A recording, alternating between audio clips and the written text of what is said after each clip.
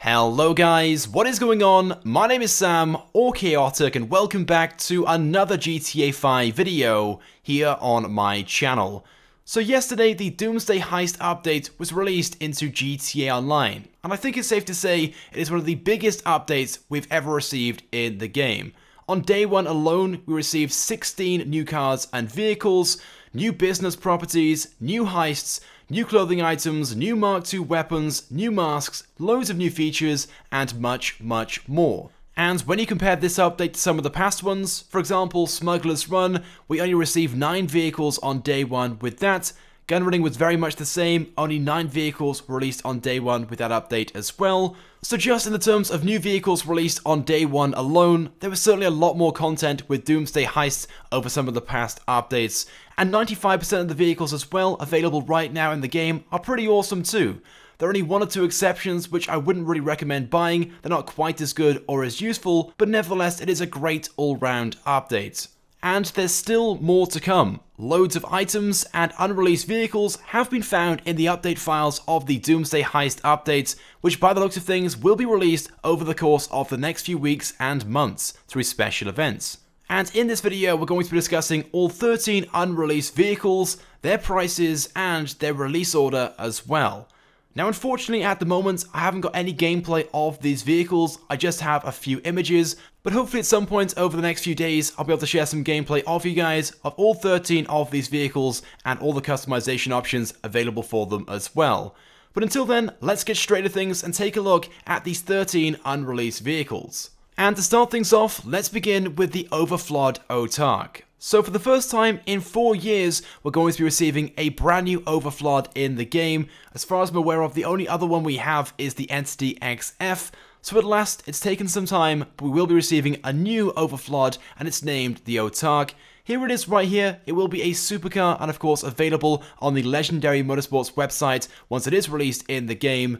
It will cost $1,955,000, and in fairness looks pretty awesome if I do say so myself. Let's move on though to the second car, and straight away this should be familiar, and that's because we have the older version of this in game already.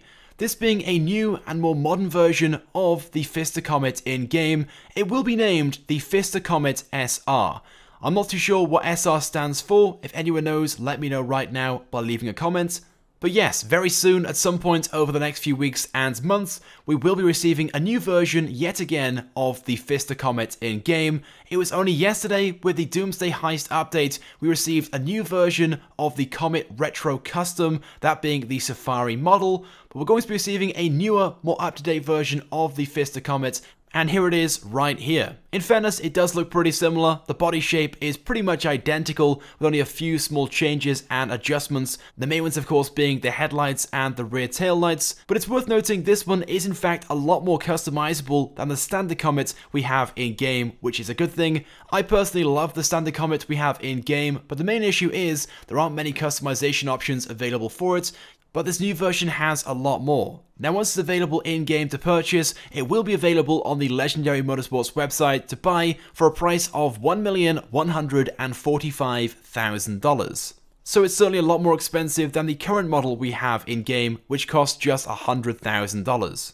Moving on though to car number 3, this is a Grotty Gt500. Of course it is in the Sports Classics category. Personally, I myself, I'm not really a huge fan of sports classics, but I know loads of you guys watching right now straight away will fall in love with this one, with it being a classic Ferrari. This will be available on the Legendary Motorsports website once available to purchase for just $785,000, which is kind of average for that category. Then as for this one, and I know straight away loads of you guys right now will get hyped and excited for this, with this being a retro and a throwback to GTA Vice City. This exact car, the Albany Hermes, was featured in GTA Vice City back in 2002, but very soon will be available to purchase in GTA Online. This will be available on the Southern San Andreas Super Autos website. It's going to be in the muscle car category and will cost just $535,000. I'm not usually a huge fan of classic and retro cars, apart from the odd exception, and this is definitely one of those. And if you guys are classic and retro car fans, then this one should be right up your street. This is named the Vapid Hustler. It is also in the muscle car category and will be available on the Legendary Motorsports website once released for slightly more, just $625,000. Moving on though to this next one, and if you guys are like myself and you love pickup trucks, this next one is definitely for you. This is the Canis Camacho, hopefully I pronounced that right. It is an awesome looking pickup truck in fairness. It will of course be in the off-road category, and once released, it will be listed on the Southern San Andreas Super Autos website to purchase for just $345,000, which for a pickup truck is a lot of money, but in GTA 5 is a pretty good price. And in case you hadn't noticed already, this is something like the 4th or 5th pickup truck now available with the Doomsday Heist update.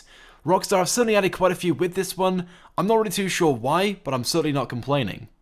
Moving on though to vehicle number 7, so we're now halfway through the list of unreleased cars. This is named the Pfister Neon. It is of course heavily based or inspired by the Porsche Panamera. I'm sure you guys straight away can spot the similarities. It will be available and listed on the Legendary Motorsports website once released for a price of $1.5 million. But it is a 4-door, 4-seat sports car, and as I'm sure you guys would agree, it is a good-looking vehicle as well. There will be a few customization options available for this too, and is a Pfister, which again, before this update we didn't have a huge amount of these in-game, but in this update alone they've added 3 new ones. Anyway, moving on though to the next car, and straight away I'm going to be honest, I'm not really a huge fan of the appearance of this car. I don't think it looks all that good. It is supposedly manufactured in-game by Ubermacht, but it doesn't look like any BMW that I know in real life, of course Ubermacht being the in-game counterpart of BMW from real life. But the car itself is named the Revolter, and revolting is how it looks. The rear end appears to be from a Cadillac, and that front end I'm not so sure. Maybe a 5 Series BMW. The lights though seem to be from a Rolls-Royce. If anyone knows exactly what car this is supposed to be, of course let me know by leaving a comment on this video.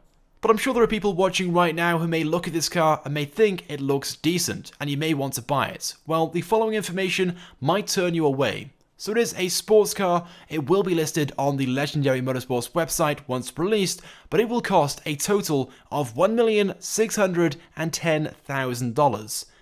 And when I first read this, I thought it was a mistake, maybe a typo, there shouldn't be that 1 at the start, it should be just $610,000, but no, that's its actual price, $1.6 million. So let's quickly move on then to the next car, and straight away many of you guys may recognize this as the Warrener. It certainly looks very, very similar in these images. But no, supposedly this is a brand new car. It is named the Anis Sylvester. It will be in the Sports Classics category, and it will be listed on the Legendary Motorsports website for a price of $990,000. So just $10,000 under $1 million. So it's certainly a lot more expensive than the Warrener. We only have 4 more cars to go through, so let's move on to the next one, and this next one is named the Sentinel Classic. So at last, again, after 4 years, we're receiving a new version of the Sentinel in-game. I myself, and I'm sure many of you guys, were hoping for maybe a more modern and newer version of the M3 or the M4 from real life, but instead Rockstar have gone backwards, they've gone back in time, and they're giving us a classic version of the Sentinel instead. Now in case you're wondering, no, this is not a Benny's Original Motorworks vehicle. You haven't got to take the regular Sentinel down to Benny's Original Motorworks to upgrade it and get the classic version like some of the other classic vehicles in-game. Instead, once it's released, it will be available to purchase from the Southern San Andreas Super Autos website, but it will cost $650,000. There's also going to be a new SUV released at some point over the next few weeks, and here it is right here. Now at first, it kind of looks very similar to the FQ2 that we have in-game, but this will be a new SUV named the Streiter, and as you can see from the front of the car, it will be a benefactor. Now although this is an SUV, for some reason it's in the sports category. This might just be an issue or a bug the Rockstar may change before it's released, but once released, it will also be available on the Southern San Andreas Super Autos website to purchase for $500,000. Anyway, moving on though to vehicle number 12, this of course being a sports classic, it will be named the Lampadati Viceris and will be available on the Legendary Motorsports website for $875,000. And then finally, as for the 13th unreleased vehicle, this is the Karin 190Z.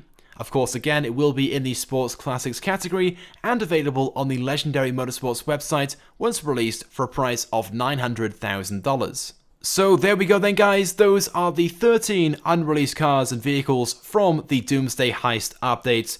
These of course will be released as always as drip-fed content one by one each week during special events, and they may start as soon as next week on December 19th. Although personally I think it's more likely we may receive our first one a few days afterwards on the Thursday instead, so on December 21st, when Rockstar are most likely going to release the Christmas content and start the Christmas special event. But I guess we'll have to wait and see.